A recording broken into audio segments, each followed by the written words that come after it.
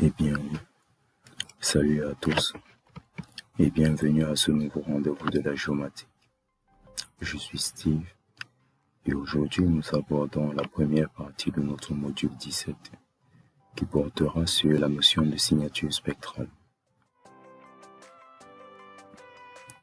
Dans nos précédents modules, nous avons vu que le principe de la télédétection était basé sur trois principaux éléments, notamment le satellite, la cible et enfin une source lumineuse. Dans notre cas actuel, la source lumineuse elle est naturelle, il s'agit du Soleil. Le Soleil, lui, est capable d'émettre un rayonnement électromagnétique en direction de la Terre ou, lorsqu'il va parvenir au niveau de la Terre, va entrer en interaction avec une panoplie de cibles. Ok. Maintenant, il faudrait savoir que chacune des cibles à la surface de la Terre réagit d'une manière spécifique avec le rayonnement électromagnétique. Et c'est la raison même qui justifie le fait que sur une image satellite, nous sommes à même de pouvoir distinguer par exemple un cours d'eau, ici un étalement urbain, dont des bâtiments, là par exemple du sol nu, ou encore là de la végétation. Donc, nous allons voir par la suite maintenant quelques cas spécifiques de cibles. Et nous allons prendre quelques cas spécifiques de cibles et nous verrons comment chacune de ces cibles interagit avec le rayonnement électromagnétique. Commençons tout d'abord avec la végétation.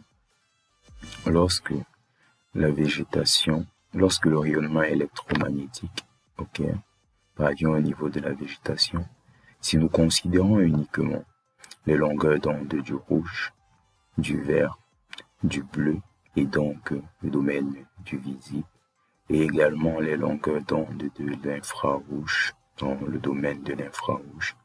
Lorsque ces longueurs d'onde parviennent au niveau de la végétation, tout d'abord, il y a absorption des longueurs d'onde du rouge et du bleu. Par contre, il y a réflexion des longueurs d'onde du vert et des longueurs d'onde de l'infrarouge. C'est la raison pour laquelle l'œil humain voit ou perçoit alors les longueurs d'onde réfléchies par les feuilles avec la couleur verte. Notre cerveau a l'aptitude de pouvoir interpréter uniquement les longueurs d'onde provenant du domaine visible du spectre électromagnétique. Si nous étions à même de pouvoir observer les longueurs d'onde de l'infrarouge, alors nous verrions en fait la végétation avec une couleur très éclatante. Par la suite, prenons également le cas des sols nus.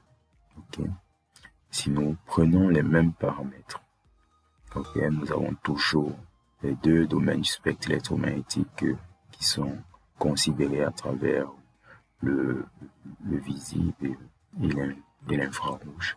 Lorsque ces longueurs d'onde parviennent à la surface du sol, elles interagissent d'une manière spécifique, notamment uniquement les longueurs d'onde du bleu sont absorbées par le sol, tandis que les longueurs d'onde du rouge, du vert et également de l'infrarouge sont réfléchies par le sol.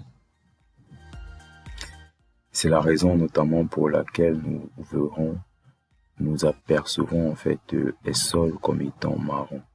Pourquoi? Parce que le marron en fait est une combinaison entre les couleurs rouges et les couleurs vertes. Mais nous avons également l'infrarouge comme tout à l'heure dans la végétation, bien pour la végétation. Nous avons également l'infrarouge qui a réfléchi et qui atteint même son pic. Cette fois-ci, passons à l'eau. Lorsque le rayonnement électromagnétique entre en interaction avec l'eau, les longueurs d'onde les plus faibles du domaine du visible sont absorbées. Les longueurs d'onde les plus fortes, sont absorbées notamment les longueurs d'onde de l'infrarouge, mais également les longueurs d'onde du rouge, ce qui fait en sorte que l'eau va réfléchir les longueurs d'onde du bleu et les longueurs d'onde du vert également. C'est la raison pour laquelle nous percevons généralement l'eau comme étant de couleur bleue, mais également il y a d'autres facteurs qui sont susceptibles de faire changer la couleur de l'eau, notamment la présence des algues ou de la végétation dans l'eau. C'est la raison pour laquelle de temps en temps nous pouvons également voir l'eau comme étant de couleur verte. Prenons encore un cas, le cas par exemple des bâtiments. Lorsque le rayonnement incident parvient à la surface d'un bâtiment, donc si nous prenons spécifiquement le cas des toits, il y a une réflexion totale, ce que l'on appelle encore réflexion spéculaire, totale du rayonnement électromagnétique. Et c'est la raison pour laquelle nous voyons généralement sur les images satellites le toit des maisons comme étant avec une couleur blanche, parce que la totalité de l'énergie qui est arrivée au niveau de ce toit a été réfléchie.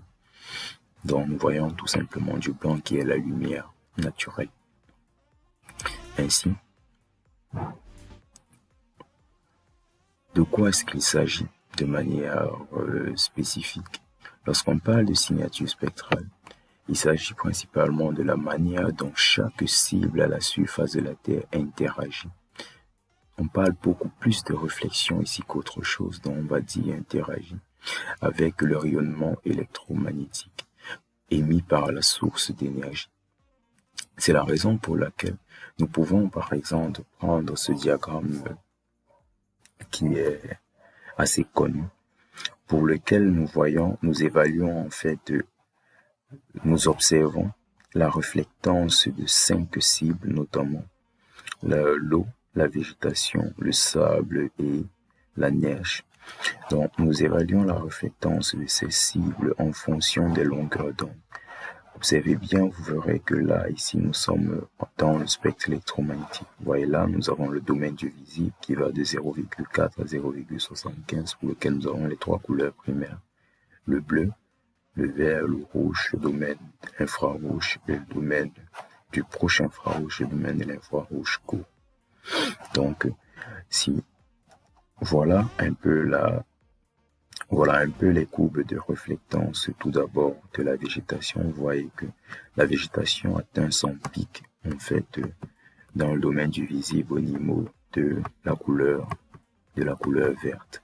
De la même manière, lorsque l'on sort du domaine du visible, on a une hausse considérable en fait de la courbe de la végétation, parce que nous sommes déjà dans l'infrarouge.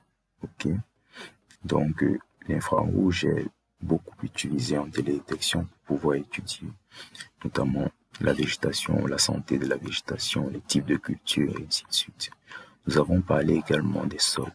Observez bien, par exemple, la courbe de réflectance des sols. Vous voyez là que les sols, ici, ont une bonne réflectance, pratiquement 20%.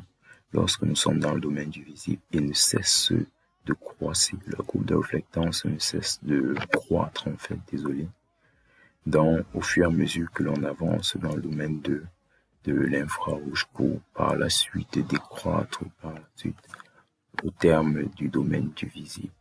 Par contre, si nous prenons le cas par exemple de la neige, vous verrez que la neige a une réflectance qui est très élevée dans le domaine du visible, qui s'amenuise au fur et à mesure que l'on augmente la longueur d'onde.